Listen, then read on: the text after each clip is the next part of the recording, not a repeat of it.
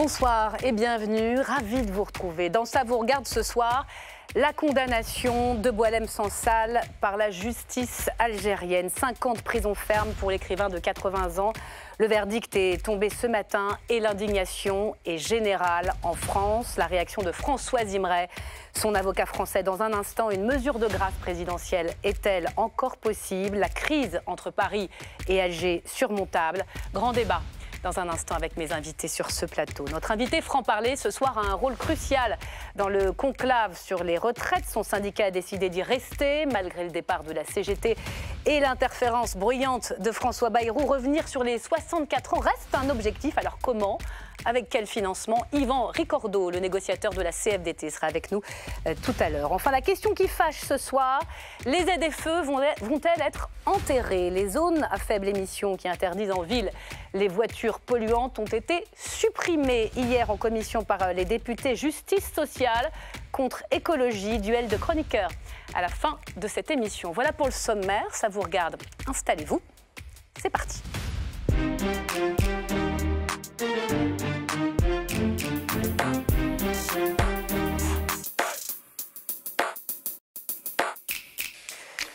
Cinq ans de prison ferme pour avoir osé penser librement. L'écrivain franco-algérien Boualem Sansal a donc été fixé sur son sort ce matin après une arrestation et une détention arbitraire de 4 mois. Le voilà donc condamné par la justice et le régime d'Alger pour atteinte, je cite, à la sûreté et à l'intégrité territoriale de l'État. Alors de quoi cette condamnation est-elle le nom ?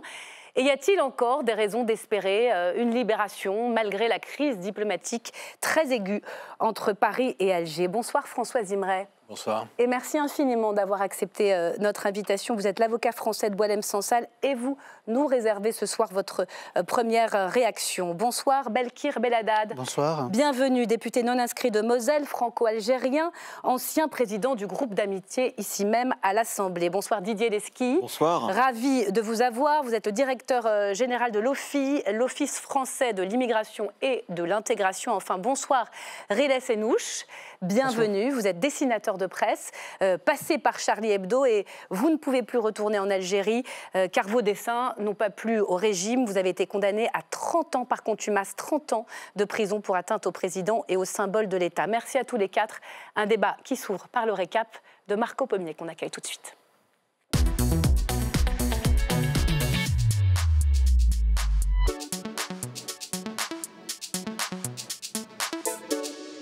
Bonsoir Marco. Bonsoir Myriam. Boualem Sansal va donc rester derrière les barreaux. Oui, 5 ans de prison ferme pour l'écrivain franco-algérien, moitié moins que la peine requise par le parquet.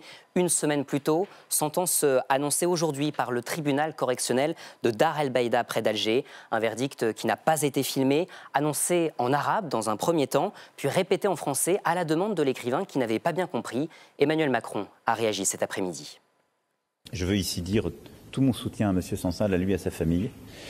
Et je souhaite vivement qu'après ce jugement, il puisse y avoir des décisions claires, je dirais humaines et humanitaires, par les plus hautes autorités algériennes pour pouvoir lui redonner sa liberté.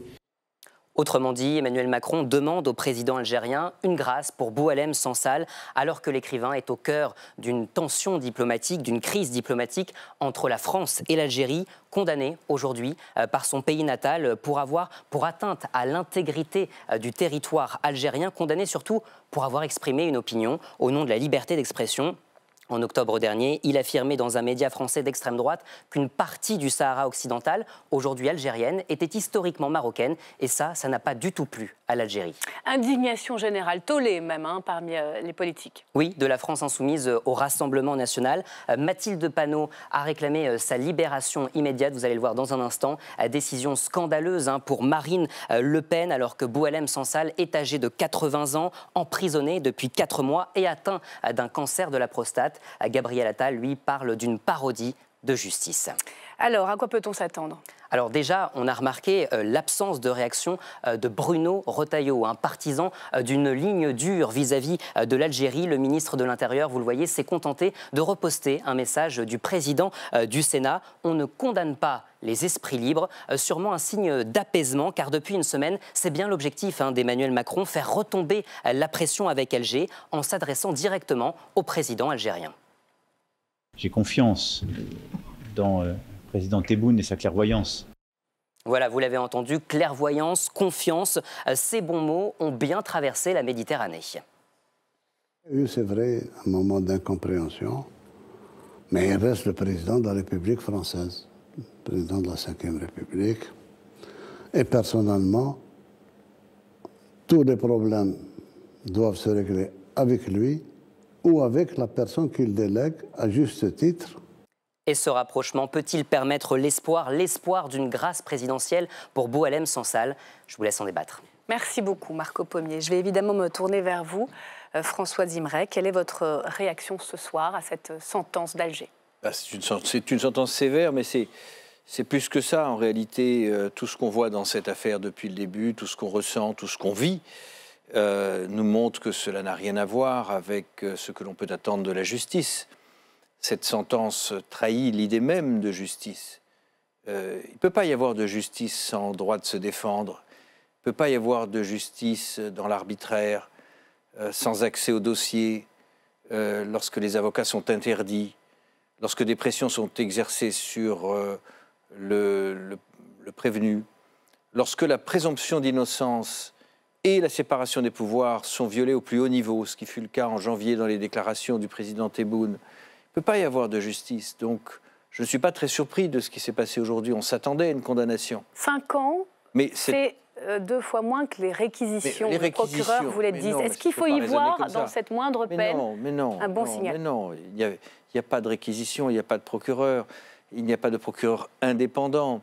Il n'y a pas un parquet indépendant en Algérie, et c'est même pas faire offense, c'est simplement le respect. J'ai eu le temps, pendant ces 3 mois où je n'ai pas pu aller à Alger, de potasser le code pénal algérien et le code de procédure pénale. Alors rappelez peut-être pour nos téléspectateurs, vous êtes l'avocat français de Boualem Sansal, vous avez évidemment voulu vous rendre à Alger dès le premier jour de son arrestation, et je n'ai jamais eu de réponse à mes demandes de visa, des demandes successives. Et en sorte que, n'ayant pas de visa, je n'ai pas pu me rendre auprès de lui, je n'ai pas pu accéder au dossier, je n'ai pas pu construire une défense avec lui. Donc, mais entre-temps, j'ai quand même voulu inscrire mon action dans le cadre du respect des institutions judiciaires algériennes. C'est pour ça que j'ai été très modéré, très pondéré dans mon expression. Et je pensais que ce serait apprécié, ça ne l'a pas été. Je pensais que ça me permettrait de faire mon travail, j'ai eu tort. Et le procureur en Algérie est soumis aux ordres de sa hiérarchie. Donc les 10 ans qu'il a requis, c'est les 10 ans demandés par les autorités algériennes. Il ne faut pas se faire d'illusions. Les 5 ans prononcés n'ont pas été par un magistrat indépendant agissant en conscience, mais par un magistrat qui était aux ordres et qui a rendu la décision qu'on attendait qu'il rende. Rappelons aussi qu'il y a eu un simulacre de procès où Boualem Sansal s'est rendu seul. Il a récusé ses avocats algériens qui souhaitaient, qui lui demandaient, au fond, de vous récuser, vous. C'est ça. Rappelez-nous les faits, pour quelles raisons? Oui.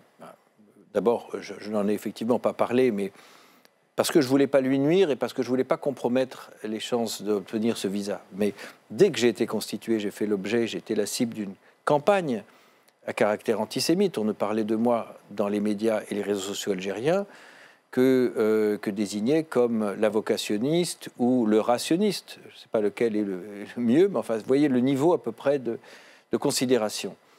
Et comme évidemment il y avait un lien entre cela et le refus de visa, puisque ce n'est pas pour rien qu'on a discrédité quelqu'un aux yeux du public algérien, il y a un moment où certaines personnes sont venues voir Boualem Sansal en lui disant « mais vous devriez changer d'avocat pour prendre quelqu'un qui a un autre profil ». Comment un autre profil? Ben oui, quelqu'un qui ne soit pas l'objet de cette campagne, donc qui ne soit pas juif.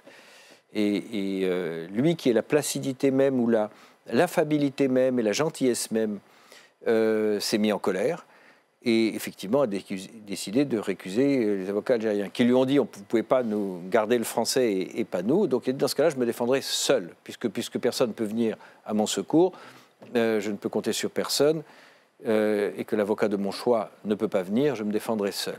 C'est dans ces conditions qu'a été rendue cette décision. On a le sentiment aujourd'hui que le cas Sansal, il va se régler au niveau des États.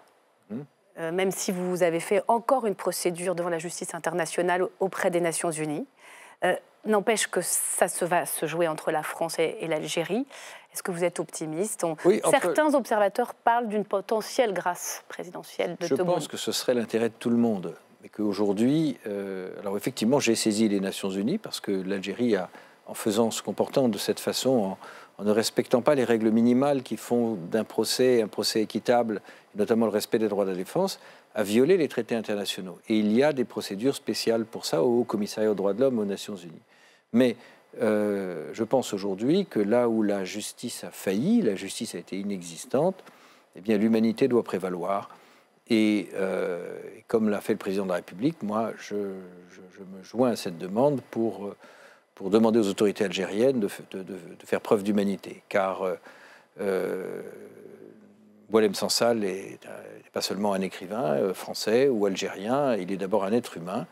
Et alors justement, comment va-t-il? Le mot humanitaire est évidemment repris par le président Macron. Je ne sais pas comment il va, parce que pour pouvoir vous répondre, il faudrait avoir un accès direct à lui. Donc que sait-on de son accès aux soins, assez notamment? Peu de choses. Non, je n'ai pas de doute. Peut-être tort, mais je n'ai pas de doute sur le fait qu'il ait été suivi, et bien suivi. Mais ça ne veut pas dire qu'il n'est pas malade, et qu'il n'est pas âgé, et qu'il a quelque chose à faire en prison. Il n'a rien à faire en prison, et cet homme doit sortir. Et donc j'en appelle, ne serait-ce que pour des raisons humanitaires, au président algérien. Alors on va faire tourner la parole. Merci, Maître Zimray. On va regarder un dessin, tiens. On va regarder votre dessin. Aujourd'hui, Riles Enouche, vous avez fait ce dessin. La grève de la faim de Sansal, j'ai faim de liberté et soif de justice. On aurait pu aussi vous montrer le dessin de Plantu aujourd'hui, car je crois qu'on va le voir sur le simulacre de justice. Pas d'avocat, pas de public, pas de justice, pas de juif. Parfait, 5 ans de prison. Qu'est-ce que vous ressentez, vous, ce soir, comme Algérien, comme citoyen algérien? D'abord révolté, parce que c'est une décision injuste, arbitraire et surtout triste pour l'homme, pour l'humain. Il a 80 ans, 5 ans de prison ferme quand j'ai su ça la première fois, pour quelqu'un de malade. Son stade, il est à un stade peut-être avancé, même si les médecins ne savent pas exactement à quel stade. On ne sait pas, c'est-à-dire 5 ans pour un homme âgé de 80 ans, c'est l'équivalent de la perpétuité.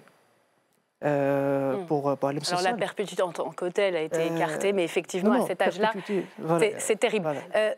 Les restrictions en matière de presse, de maisons d'édition en Algérie, il y a un tour de vis, il y a un tour de vis supplémentaire que vous avez pu constater avec vos contacts en Algérie, depuis notamment fin juillet, avec les mots d'Emmanuel Macron sur la reconnaissance de la marocanité du Sahara occidental.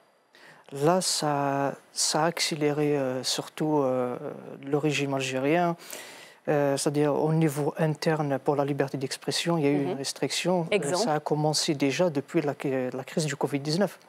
C'est là que les arrestations ont déjà commencé, comme même dans le dessin de Plantu, qu'il n'y a pas de justice en Algérie, carrément.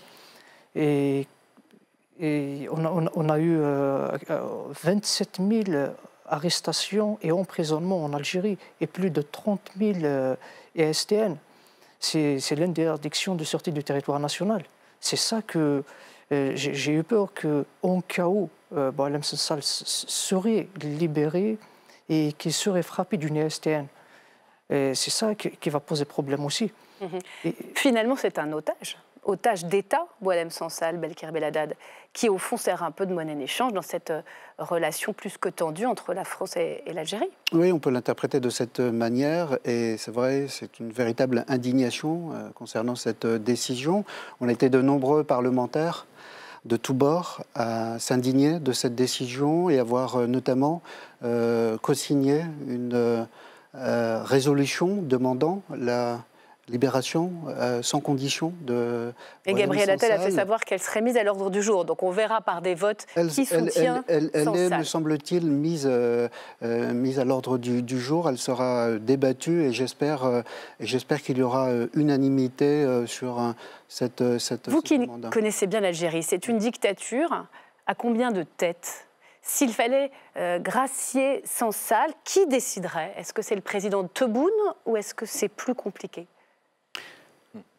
La décision est beaucoup plus complexe. Il y a à la fois l'autorité civile, mais on a aussi l'autorité militaire qui vient de loin, depuis finalement l'indépendance, depuis 1962, et l'ensemble des décisions majeures, stratégiques de l'Algérie sont prises avec différents, ce qu'on appelle décideurs en Algérie, dont les autorités civiles, mais pas que. Ça veut dire quoi, Didier Lesky? On entend la dernière interview, vous suivez, vous, ce dossier vraiment au jour le jour, du président Tebboune. Il y a quand même une inflexion de ton. Manifestement, avant, il n'y avait pas d'interlocuteur. Aujourd'hui, il n'y en a plus qu'un, c'est Emmanuel Macron. Ça veut dire, comment interpréter ça? Comment vous lisez ces derniers jours avec ces 50 condamnations aujourd'hui? Écoutez, je ne suis pas sûr qu'il n'y ait pas quand même un jeu et qui vise à faire en sorte que le gouvernement français, d'une certaine manière, cède sur ce qui est à l'origine de la crise, qui n'est pas simplement l'arrestation de Boualem Sansal, mais qui est aussi la question de la gestion des flux migratoires entre la France et l'Algérie, c'est-à-dire la gestion du fait que la France est un pays qui accueille beaucoup d'Algériens. Il ne faut jamais oublier que la majorité des Algériens qui sont arrivés en France sont arrivés après 1962, avec même une accélération de l'immigration algérienne depuis les années 2000. C'est 250 000 visas par an, enfin l'année dernière, 30 000 personnes qui ont obtenu un droit au séjour. Si vous voulez, Boualem Sansal, c'est le dernier exemple d'arrestation, et on vient de le dire, de centaines d'arrestations arbitraires, parce que c'est effectivement, comme l'a dit monsieur le député, un régime autoritaire qui s'est mis en place dès 1962 et qui n'a cessé de renforcer son autoritarisme. Au début des années 80, c'est le mouvement des femmes, par exemple, qui a été extrêmement réprimé. Tout ce qui était une pensée d'ouverture démocratique, je dirais même une pensée de la diversité, a été systématiquement éradiquée. On a parlé de l'antisémitisme, qui date aussi de 1963, c'est-à-dire au moment où on a décidé que les Juifs d'Algérie ne pouvaient pas devenir citoyens algériens. Et donc, il faut bien comprendre qu'il y a un jeu qui parfois est relayé ici, qui serait de dire que ce qui se passe en Algérie, c'est le produit de ce qu'a fait, des saloperies qu'a fait le général Bugeaud en 1840.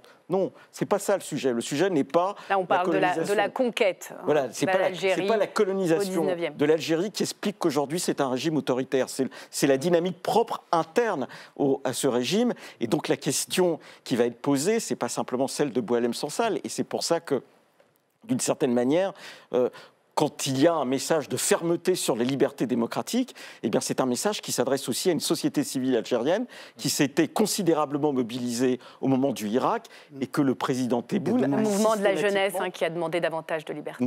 Qui a demandé davantage de démocratie et qui a été systématiquement cassé de la part d'un régime dont il ne faut pas oublier qu'il a été structuré presque dans parfois l'assassinat des dissidents, Crime Belkacem en 1970, Mohamed Kider en 1967, enfin des crimes terribles. Et par exemple, je suis assis à côté d'un avocat, mais on oublie Maître Messéli, assassiné sur boulevard Saint-Michel en 1987, au moment où il voulait fonder un parti qui lutte pour la démocratie et le pluralisme en Algérie.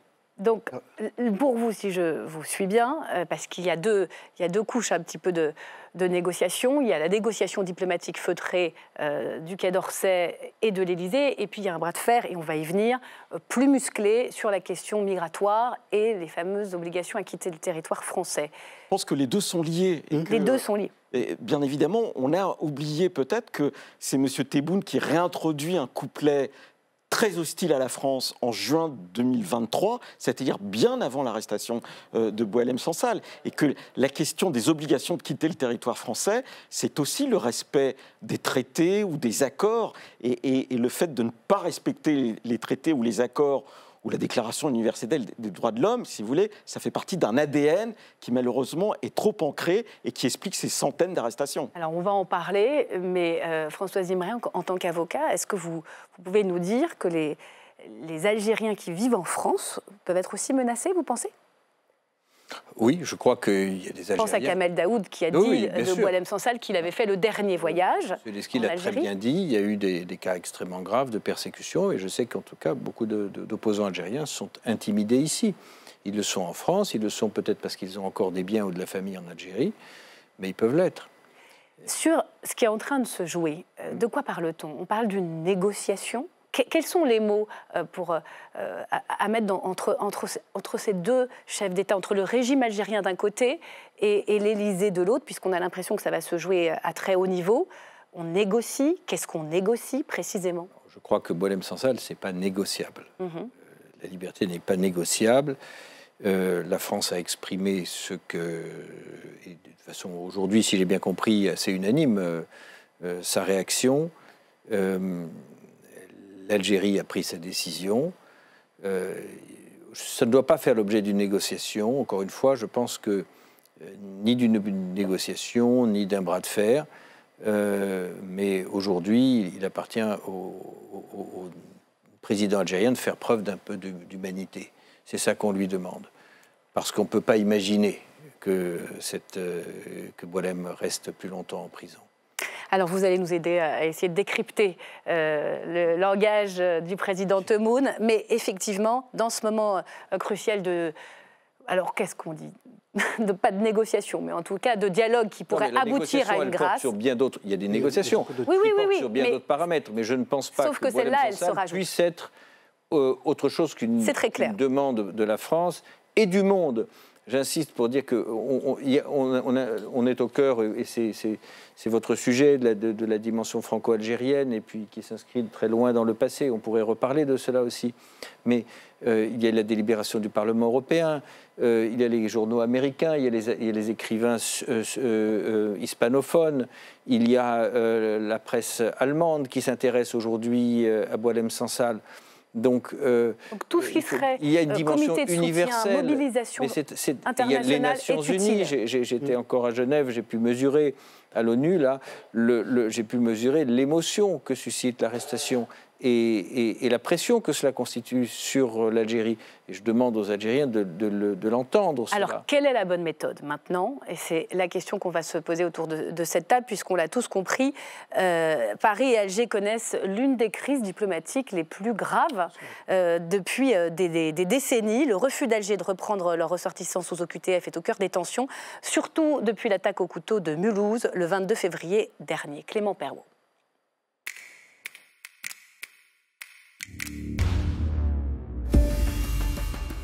Électrique depuis plusieurs mois, les relations entre Paris et Alger se sont encore détériorées il y a 10 jours. Le 17 mars, le ministère des Affaires étrangères algérien refuse une liste d'une 60aine d'Algériens à expulser de France. S'agissant de la démarche de la partie française, celle-ci a été rejetée par les autorités algériennes sur le fond et sur la forme. Cette décision ulcère le Quai d'Orsay. Le ministre réagit dès le lendemain devant l'Assemblée. Ce rejet porte atteinte à nos intérêts, il contrevient aux accords qui régissent nos relations. Et s'agissant de la ligne du gouvernement, vous l'avez dit, elle est claire et elle est ferme. Cette ligne, le gouvernement la baptise la riposte graduée. Elle comprend une quinzaine de mesures que la France pourrait prendre contre l'Algérie. Parmi elles sont évoquées une réduction drastique du nombre de visas accordés, le renforcement des contrôles de douane sur les ferries en provenance d'Algérie ou encore une suspension des vols commerciaux. Une mesure a d'ores et déjà été annoncée, la suspension des accords de 2007 qui permettent d'exempter de visa les détenteurs de passeports diplomatiques. Sur ce dossier, un membre du gouvernement se montre particulièrement virulent, Bruno Retailleau. Le ministre de l'Intérieur n'a pas hésité à se mettre en première ligne sur cet épineux dossier diplomatique. Nous ne voulons pas la guerre avec l'Algérie. C'est l'Algérie qui nous agresse. Je vois bien que M. Tebboune, aujourd'hui, a une seule chose en tête. Ça ne nous a pas échappé. Laquelle ? Ma démission. Chaque jour, je fais la une de la presse algérienne. Si le ministre est effectivement la cible des médias publics algériens, Le président préfère lui le snober ostensiblement. Nous, on garde comme point de repère, et unique point de repère pour moi, c'est le président Macron. Dans cette même interview, le président algérien s'est dit déterminé à régler tous les problèmes, dit-il, et a montré quelques signes d'apaisement. Emmanuel Macron, plutôt mesuré et prudent sur ce dossier, pourrait y être sensible. Alors évidemment, ce sont deux sujets différents. La question migratoire, les laissez-passer consulaires d'un côté, et Boualem Sansal, évidemment, injustement condamné, incarcéré aujourd'hui. Il n'empêche qu'on était surpris de voir que Bruno Retailleau n'a pas réagi véritablement aujourd'hui, alors que c'est son ami, Boualem Sansal. Est-ce que vous pensez qu'il est amené à être un peu plus discret, un peu plus en sourdine, pour essayer d'accrocher cette fameuse humanité réclamée par la France à Alger? Écoutez, je ne suis pas Bruno Retailleau. Je comprends bien, à la fois en écoutant les médias, qu'il y a la volonté de lui demander d'être un peu en retrait. Mais si vous voulez, il y a quelque chose que vous n'avez pas passé dans l'interview de M. Tebboune. M. Tebboune, il dit dans le même interview que les obligations de quitter le territoire français sont en réalité des délits d'opinion. Et que ceux des Algériens qu'on veut renvoyer, on veut les renvoyer parce qu'ils expliquent qu'il y a un génocide à Gaza. C'est-à-dire, à chaque fois, vous avez les mêmes éléments. Et qui, en sous-bassement, c'est activer des formes d'antisémitisme. C'est ça qu'il fait par rapport à la population algérienne. Et donc, le premier sujet, c'est bien évidemment faire en sorte que Boualem Sansal sorte. Mais il y a un deuxième sujet de longue durée. C'est faire en sorte que les rapports entre la France et l'Algérie soient des rapports francs, avec cette idée que nous sommes un pays ouvert à l'immigration algérienne depuis très longtemps, mais que cette ouverture ne peut pas faire l'impasse sur le fait qu'il y a malheureusement des Algériens qui fuient l'Algérie, mais qui doivent être repris par le gouvernement algérien. Donc cette stratégie de la riposte graduée, qui a été décidée depuis Matignon avec l'accord de l'Élysée et de l'Intérieur, vous la soutenez, c'est la bonne.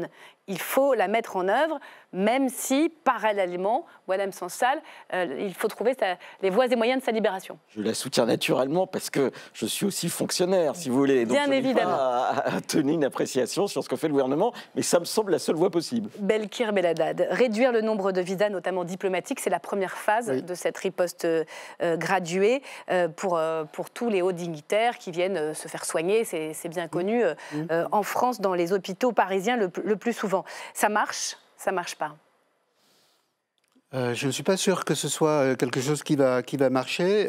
Moi, j'espère surtout que les OQTF qui ont été délivrés puissent trouver un débouché du côté, avec des laissez-passer du côté algérien. Pour l'instant, vous avez vu ce qui s'est passé. La liste des Algériens sous OQTF soumis par Paris a été entièrement refusée. Oui, tout d'accord. Mais ce n'est pas par injonction ni par sommation qu'on arrivera à le faire. Voilà. Et je ne suis pas persuadé de la stratégie de Bruno Retailleau dans la mise en œuvre en fait, de ces différentes propositions. La question des visas n'a pas trouvé de débouché en 2020-2021. Et je ne suis pas sûr que, par exemple, remettre en cause les fonds de développement, c'est 136 millions à peu près, ça va concerner en fait principalement des jeunes Algériens qui veulent épouser la culture française qu'on finalement sanctionnerait quelque part. Et donc je ne suis pas sûr que cette stratégie soit la plus efficace. La diplomatie, c'est certes un bras de fer, mais c'est à un moment donné aussi un point de sortie. C'est quoi ce point de sortie, effectivement? Et je rejoins là-dessus votre propos en disant qu'il faut effectivement mettre sur la table l'ensemble de la relation diplomatique, économique, culturelle de la France et également la question des droits de l'homme. Rila Senouche, vous avez une analyse sur la bonne méthode et comment vivent peut-être les Algériens cette potentielle menace de couper les visas? Là, j'espère de toute façon que toujours le régime algérien, il met toujours en danger d'abord son peuple. Que ce soit il faut dire les choses, c'est que le régime algérien déjà est un danger pour son propre peuple. C'est toujours le peuple qui paye le prix. Et lui, il joue toujours avec ce bras de fer qu'il utilise dans sa propagande à l'intérieur pour dire, voilà, qu'on tient tête à l'ancienne puissance coloniale, et ça sert à maintenir le peuple dans son sommeil profond. Dans ces médias, surtout, il n'y a aujourd'hui aucun média d'opposition en Algérie, et ça sert à ce qu'une frange de la société adhère aux thèses du régime, qui utilise aujourd'hui le virus du nationalisme, qui est devenu aujourd'hui une drogue émotionnelle. Et ça, ce problème, et même certaines réactions de politique en France, sert le régime à les détourner pour les utiliser dans sa propagande. Didier Lesky, mesure unilatérale ou diplomatie feutrée à deux? Moi, je crois que le sujet des visas n'est pas anodin, parce qu'il y a une aspiration, et en particulier des classes moyennes en Algérie, à venir en France, parce que arriver en France, c'est respirer. Voilà. Et c'est pour ça qu'il y a une telle tension. Dès que le gouvernement français dit qu'il veut réduire le nombre de visas, eh bien, dans la société algérienne, il y a une sorte d'émotion, parce qu'en réalité, il y a une envie de France. C'est ça qui est paradoxal. Il y a une envie de France, parce qu'on sait que c'est ici qu'on va respirer de la liberté, en plus de parfois se faire soigner, etc. Et donc, réduire les visas, c'est toucher ce qui permet, en réalité, au régime algérien d'avoir une population qui peut de temps en temps respirer, et donc qui conteste moins, d'une certaine manière. Voilà. Et c'est pour ça, par exemple, que même l'idée d'arrêter les vols, eh bien, c'est pas... Ça, c'est la deuxième phase de la riposte, on n'y est pas encore. Et pourquoi je le dis? Parce que quand le gouvernement espagnol a fait la même démarche que le président Macron à propos du Sahara occidental et de la souveraineté marocaine, le gouvernement algérien a arrêté les vols unilatéralement, lui, entre l'Algérie et l'Espagne. Il ne le fait pas par rapport à la France. Pourquoi il ne le fait pas par rapport à la France? Parce que la France, c'est plus de 2,5 millions de personnes qui ont un lien direct avec l'Algérie. Et donc, les empêcher de venir, c'est compliqué. Et c'est pour ça qu'il ne faut pas désespérer de la société civile algérienne, mais pour l'aider à se mobiliser, eh bien, il faut dire, voilà, nous sommes prêts à empêcher ce que réclament, par exemple, les jeunes. Quand le président Jacques Chirac est allé en Algérie, vous voyez tous ces jeunes qui réclament des visas. Quand le président Macron va en Algérie, vous voyez tous ces hommes qui réclament des visas. Ils le réclament pourquoi? Parce que l'Algérie n'est pas un paradis pour eux. Belkir Belhaddad, d'accord avec l'analyse? C'est vrai que c'est un vrai point de tension, la question des visas, et depuis toujours, d'ailleurs. Mais là, je reviens sur l'inefficacité, quelquefois, de certaines mesures. Après le Covid, un certain nombre de vols d'Air Algérie n'ont pas eu lieu. Ils ont repris lorsque Emmanuel Macron s'est déplacé en Algérie en août 2022, où, effectivement, à la demande d'un certain nombre de parlementaires, et je faisais partie de ceux-là, à ce que nous retrouvions, effectivement, l'ensemble des vols. Et le lendemain matin, effectivement, tous les vols ont repris. C'est bien par le dialogue et la diplomatie qu'on a réussi à faire. Moi, par exemple, dans mon département, ça a permis de sauver Lorraine Airport. Par exemple. Mais le dialogue et la diplomatie, pour l'instant, c'est le point mort. On n'a pas vu encore les premiers résultats. Il y a cette interview et on essaye de lire entre les lignes, mais il n'y a rien de concret pour le moment. Il y a des moyens de pression du côté de l'Algérie aussi, vis-à-vis de la France. On parle de la question du Sahel, de la lutte antiterroriste. On parle aussi évidemment de la manne hydrocarbures, gazière et pétrolière. Oui, derrière tout ça, on a une coopération stratégique depuis un certain nombre d'années, notamment depuis la guerre civile, début des années 90, avec les services secrets algériens, sur la lutte antiterroriste. C'est un sujet extrêmement sensible et cette coopération, finalement stratégique, pourrait faire les frais, justement, d'une escalade qui ne va je ne sais où, sans efficacité. Donc attention derrière. Au rapport de force, finalement, on n'est pas les plus forts, c'est ce que vous nous dites. Et aujourd'hui, on a, du côté algérien, sur le plan économique, des équilibres qui sont rompus, par exemple, sur les liaisons maritimes, où des opérateurs privés avec des sociétés maritimes sont créés pour concurrencer, par exemple, Corsica, Linea. Et c'est des emplois... Je vous vois lever le sourcil et puis je vais vous donner le mot de la fin pour revenir à Boualem Sansal dans un instant.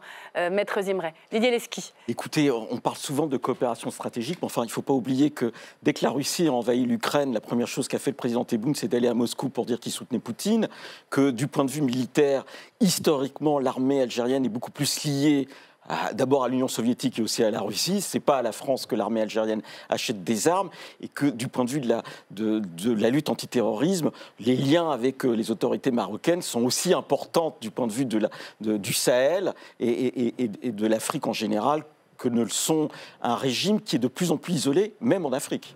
Merci beaucoup. Le mot de la fin, Françoise Imray. L'avocat de Boualem Sansal que vous êtes a envie de faire passer quel message? D'abord, il y a un mot que j'ai entendu, que je crois que c'est M. Desmouches qui l'a prononcé tout à l'heure et qui est très juste, c'est la tristesse. C'est une journée triste, c'est une décision qui est choquante, mais qui est triste. Et puis, elle est triste aussi parce que je pense à tous les autres, ceux dont on ne parle pas, qui sont dans les prisons algériennes, des détenus d'opinion, vous les avez évoqués tout à l'heure, et qui sont des centaines, des milliers, et plus encore peut-être. Et je pense à tout ce qu'il a fallu d'efforts depuis le cri du premier supplicié jusqu'à l'adoption des grandes conventions internationales, justement pour qu'il y ait des procès équitables, pour que les gens puissent être défendus, pour qu'on ne jette pas des gens en prison, pour qu'on ait la liberté de croire et d'être libéré de cette contrainte, de croire ou de ne pas croire, et qui sont aujourd'hui violés. Je suis triste aussi pour tout ce travail, pour tout cet engagement, toutes ces souffrances. Et je souhaite là encore aujourd'hui, puisque la justice n'existe pas, la justice n'est pas passée, que l'humanité prévale. Et donc la balle est dans le camp du président algérien. Merci beaucoup. Merci d'être venu débattre sur le plateau d'LCP. Et bonsoir Yvan Ricordeau, merci d'être mon invité franc-parler ce soir pour évoquer le rôle de la CFDT dans le conclave sur les retraites. Il se réunissait aujourd'hui sans la CGT qui a claqué la porte la semaine dernière, tout comme l'UDP pour le patronat. Alors qu'est-ce que vous attendez précisément de cette négociation qui semble un peu plombée de toutes parts? Un dialogue fructueux avec le MEDEF est-il possible? L'invitation de Stéphanie Despierres, interview juste après. Merci, monsieur. Si on vous invite, Yvan Ricordeau, c'est parce que vous êtes l'un des rares syndicalistes encore présents à la table du conclave. Numéro 2 de la CFDT depuis 2023, vous êtes le monsieur retraite du premier syndicat de France et donc son négociateur en chef. Tout commence le 14 janvier lors de la déclaration de politique générale de François Bayrou. Pour que les socialistes renoncent à la censure, le tout nouveau Premier ministre propose de réunir les partenaires sociaux pour discuter de la réforme des retraites. Nous pouvons, j'en ai la conviction, rechercher une voie de réforme nouvelle, sans aucun totem et sans aucun tabou, pas même l'âge de la retraite. La seule exigence fixée est que nous ne pouvons pas laisser dégrader l'équilibre financier. Première réunion en grande pompe fin février. La CFDT espère des avancées sur la pénibilité, sur les droits des femmes et une modification de l'âge de départ. 3 semaines plus tard, François Bayrou fait tout capoter. 62 ans, ça va être possible ça ou pas dans le contexte dans lequel on est? Non.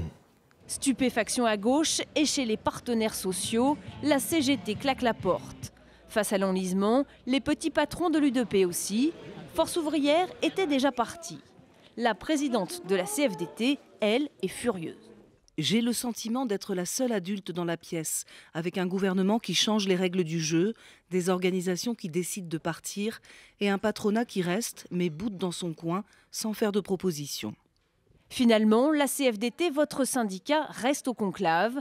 Mais Yvan Ricordeau, n'est-ce pas participer à des négociations perdues d'avance? Et bienvenue sur ce plateau, Yvan Ricordeau. Bonsoir. Bonsoir à vous. Alors comment ça s'est passé d'ailleurs aujourd'hui, cette nouvelle réunion du conclave, depuis le psychodrame Bayrou et le départ de la CGT? Quel est le climat de ce qui reste? Depuis le début de cette discussion, tout le monde parie sur l'échec des discussions, négociations retraite. Et cette 5e réunion aujourd'hui s'est très bien passée, comme les 4 premières. Et donc, je pense qu'il y a un enjeu, c'est de faire en sorte de traiter de façon très responsable la question de la protection sociale et des retraites, et d'essayer pour la CFDT de remettre une dose de justice sociale. C'est notre objectif principal. On va y venir à la protection sociale, le financement, les retraites. Mais l'impression qui reste, c'est que vous n'êtes plus qu'avec le MEDEF. Est-ce que vous l'assumez, ça, à la CFDT? La CFDT, de toute façon, elle ira au bout des discussions. Oui. Parce que partir des discussions retraite, en fait, ça n'a qu'une conséquence, c'est de faire en sorte que toute la réforme, et rien que la réforme de 2023, s'applique. Donc l'enjeu pour la CFDT, c'est de trouver des pistes d'amélioration. Et pour améliorer la retraite, il faut revendiquer, il faut discuter et il faut trouver des décisions qui amélioreront le système. Donc du coup, aujourd'hui, on n'est plus que 5 organisations, mais on est majoritaire. Il y a une majorité d'organisations syndicales de salariés, il y a une majorité d'organisations employeurs, et donc les règles du jeu sont tout à fait respectées. Alors on y vient sur l'âge de départ dans un instant, mais sur la feuille de route. On a l'impression que vous voulez vous affranchir au fond de la lettre de cadrage financière de François Bayrou, qui vous a clairement demandé de revenir à l'équilibre et aussi prendre du temps. Combien de temps? Quelle feuille de route? Alors, la CFDT et aucune organisation ne veut s'affranchir de l'objectif financier. Tout simplement parce qu'un système de retraite par répartition, c'est un contrat de confiance entre générations de salariés et de retraités. Et donc, pour que la confiance fonctionne, il faut que le système soit à l'équilibre. La répartition, les partenaires sociaux qui gèrent... Y compris depuis la nouvelle donne du rapport de la Cour des comptes qui montre les déficits dès aujourd'hui. Oui, d'accord. Tout à fait. Ça, c'est dit. C'est le principe même de la retraite par répartition. Il faut que ça soit équilibré à terme, pas forcément tous les ans, mais sur le moyen et long terme, il faut que ça soit équilibré. Sur le calendrier, mi-mai, donc c'est fini. Vous allez travailler jusqu'à quand? Mi-mai, ça ne sera pas possible.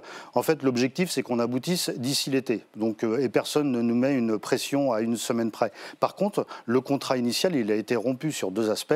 Oui. Le Premier ministre nous a dit au début, vous avez le droit de discuter de tous les sujets comme vous l'entendez, et la négociation est partie sur cette base-là. Or, il est revenu interférer en disant, non, finalement, je change les règles du jeu.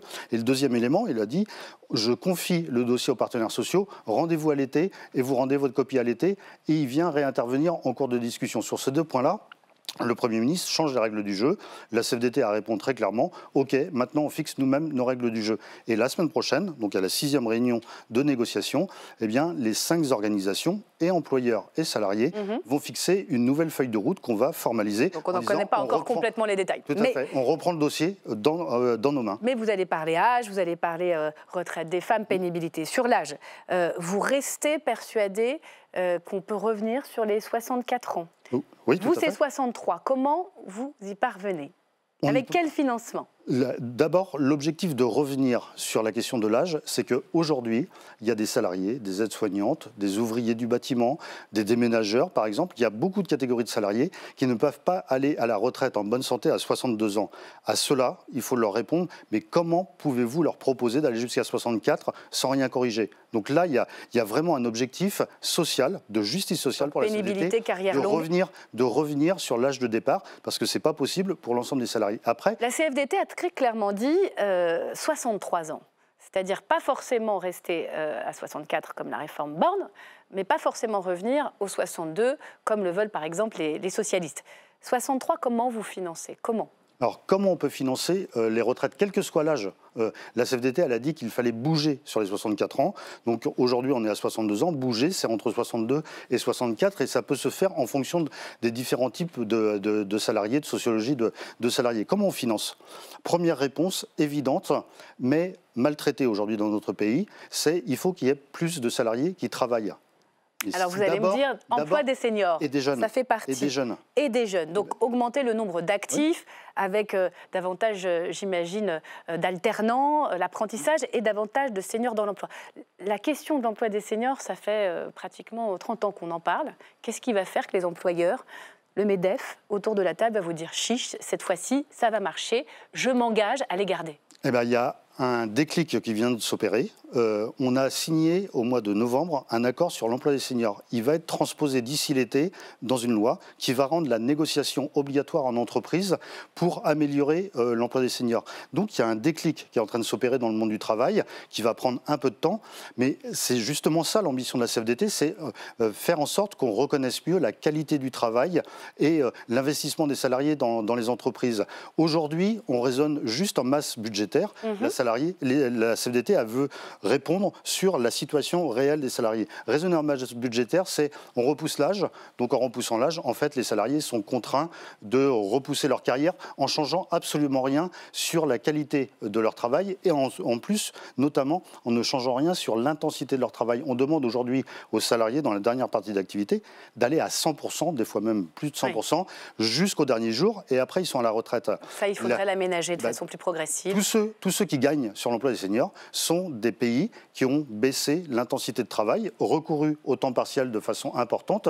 Et à ce moment-là, on voit le taux d'emploi des seniors s'améliorer de façon qualitative. Vous allez travailler dans ce conclave avec les partenaires pour essayer d'avancer là-dessus, sur la protection sociale. Et sur ce point, on est d'accord avec le Premier ministre. Avec la CFDT, vous dites...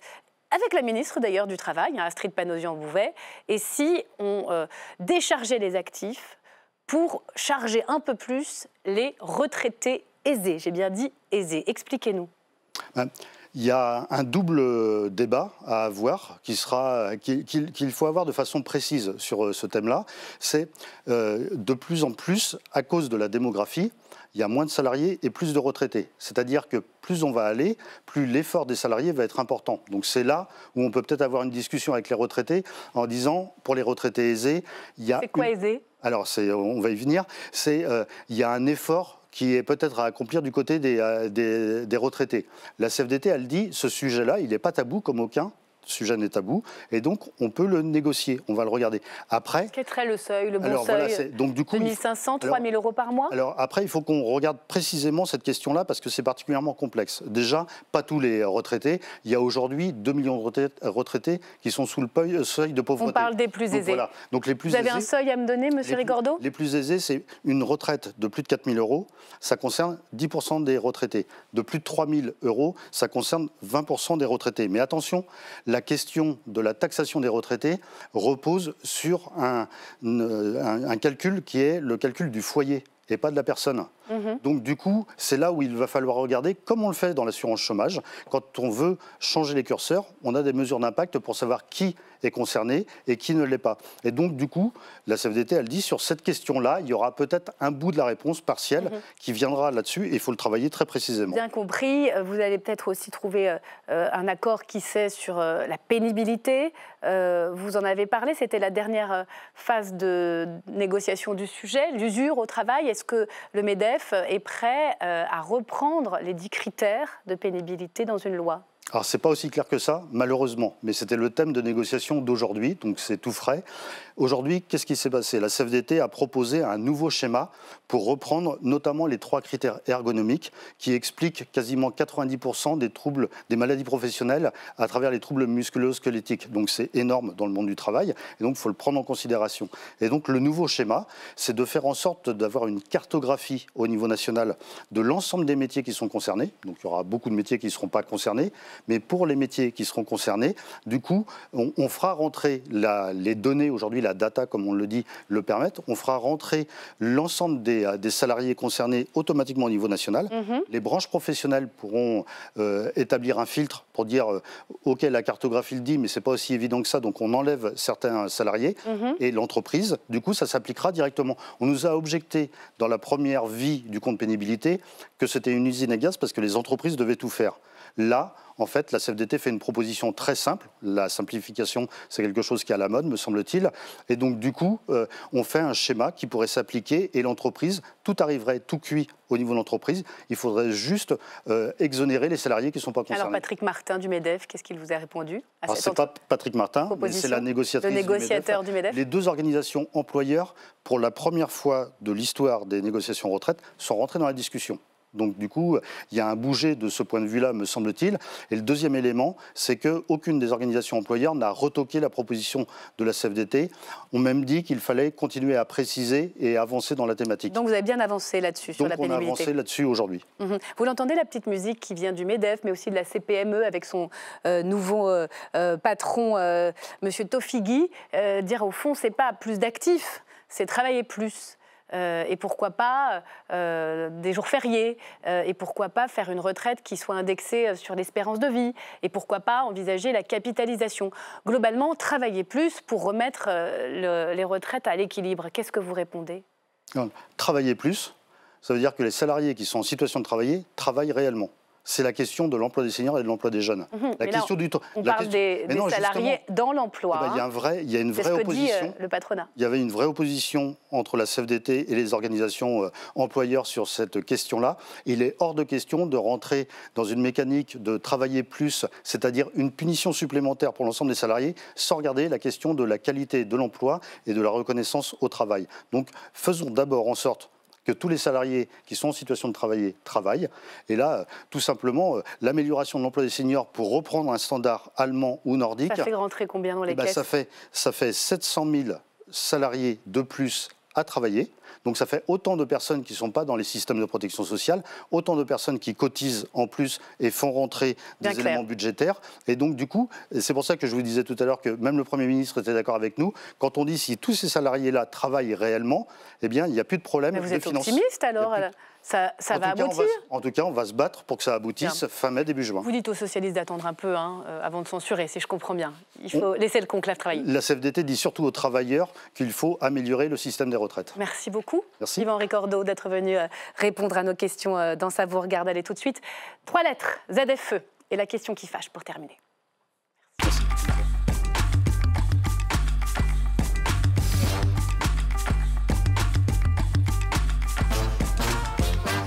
Et on accueille sur ce plateau un député, Mathias Renaud, bonsoir. Bonsoir. Député Rassemblement National de la Somme, et une ancienne eurodéputée écologiste, Karima Delli. Bonsoir. Bonsoir. Ravi de vous retrouver, préparez-vous. Voici la question qui fâche, elle est signée ce soir, Hélène Bonduel. La question qui fâche ce soir tient en 3 lettres, ZFE. Ces zones à faible émission qui interdisent la circulation des véhicules les plus polluants dans une quarantaine d'agglomérations françaises de plus de 150 000 habitants. Objectif, améliorer la qualité de l'air en limitant les émissions de particules fines.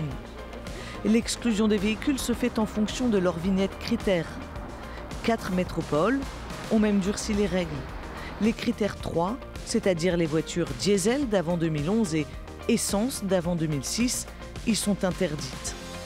En commission hier, les députés ont jugé ce dispositif inégalitaire, voire discriminant.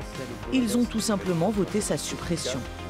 J'entends l'objectif qui avait été mis en place. Il se trouve que l'application telle qu'elle est faite et le manque d'accompagnement pour le renouvellement des véhicules de celles et ceux qui n'ont pas les moyens d'avoir un véhicule moderne n'a pas fonctionné. Aujourd'hui, conduit à une ségrégation sociale. 15 millions d'automobilistes sont concernés en 2026 par une amende de 68 € juste pour être pauvre en fait en réalité, pour avoir une voiture qui ne peut pas rentrer dans les centres-villes. Proposée par la droite et le Rassemblement national, la suppression a été adoptée avec certains députés de la majorité et l'abstention d'une partie de la gauche. Mais surtout contre l'avis du gouvernement qui tente de désamorcer la bombe. Je proposerai une initiative commune dans les prochains jours afin de poursuivre cet objectif de santé des Français avec les élus locaux. Il lui faudra surtout convaincre les députés du socle commun avant le retour du texte en hémicycle en avril. Alors la question qui fâche ce soir, les ZFE sont-elles condamnées à disparaître? Réponse Mathias Renaud. J'espère bien. En tout cas, hier, on a eu une belle victoire politique en commission, puisque donc, des amendements RN et LR ont été adoptés et qui visent à supprimer purement et simplement les ZFE, et qui a été adopté grâce à des voix de certains macronistes, grâce à l'abstention aussi d'une partie de la gauche. Alors certes, juridiquement parlant, la bataille n'est pas terminée puisque... il reste l'hémicycle. Voilà, il reste l'hémicycle, bien sûr, mais politiquement, c'est un symbole très fort. Symbole de quoi pour vous les ZFE? L'écologie punitive, ça ne marche pas? L'écologie punitive, bien sûr, et puis c'est quelque chose de profondément inégalitaire. C'est-à-dire qu'il y a 13 millions de Français qui sont concernés dès 2026 par la mise en place de ces ZFE. Donc c'est 42 agglomérations qui vont servir de forteresse. Quelque part, c'est les bobos qui se murent dans des grandes agglomérations, qui ne le veulent pas des pauvres avec leurs voitures polluantes. Et c'est un message pour dire, vous n'avez pas les moyens d'acheter des belles voitures qui ne polluent pas, donc pour vous, les centres-villes, c'est terminé. Karima Delli vous répond. Ségrégation sociale, c'est ce que dit Yann Boucard, des Républicains, qui était un peu à la manœuvre de cette suppression. Alors tout d'abord, moi je considère que les ZFE, elles sont indispensables dans notre pays, puisque aujourd'hui, la France est condamnée par 2 fois parce qu'on ne respecte pas notamment les seuils de pollution. Donc les Français, sur certaines agglomérations, suffoquent. Alors quand vous dites il y a 15 millions de personnes d'automobilistes, c'est faux, puisqu'aujourd'hui sur les 40, 2 sont ciblés. Il faut vraiment... donc c'est Paris et Lyon. Et ensuite, on a des agglomérations comme par exemple Grenoble et Montpellier qui, eux, prennent des initiatives. Ça veut dire que dans tout le reste, il n'y a pas d'obligation. Vous voyez? Donc ça, c'est la première chose. La deuxième chose qui est très importante, on parle de la santé. et donc de la santé publique. Les chiffres sont là. Malheureusement, c'est 48 000 morts chaque année. Et face à ça, justement, se rajoutent d'autres maladies. L'asthme pour les enfants, le chiffre est terrible, c'est 30 000 enfants. Et ensuite, c'est les coûts économiques. Alors moi, je lis un peu les rapports. Hein. Le dernier rapport date de 2015 sur la pollution atmosphérique, c'est 100 milliards d'euros. 100 milliards d'euros. Et là où c'est important, c'est que moi, je suis pour qu'on améliore les ZFE. Mais alors justement, parce que c'est vrai, les chiffres montrent que ça marche, hein, puisque la pollution diminue, 14% d'émissions d'azote et de particules fines en moins, mais il y a une question sociale. La voiture, ça cristallise les tensions. Je ne vais pas vous rappeler les gilets jaunes avec la taxe carbone. Qu'est-ce que vous répondez à ceux qui vous disent « mais c'est injuste, j'ai pas les moyens de changer de voiture ». C'est aussi simple que ça. Il faut faire... Allez-y. Bah écoutez, nous, on est favorable à la suppression pure et simple des ZFE. Je vais quand même répondre sur la question des 13 millions oui, parce que ça, c'est intéressant. Parce que là, depuis 1er janvier, il y a 42 agglomérations qui interdisent les critères 3.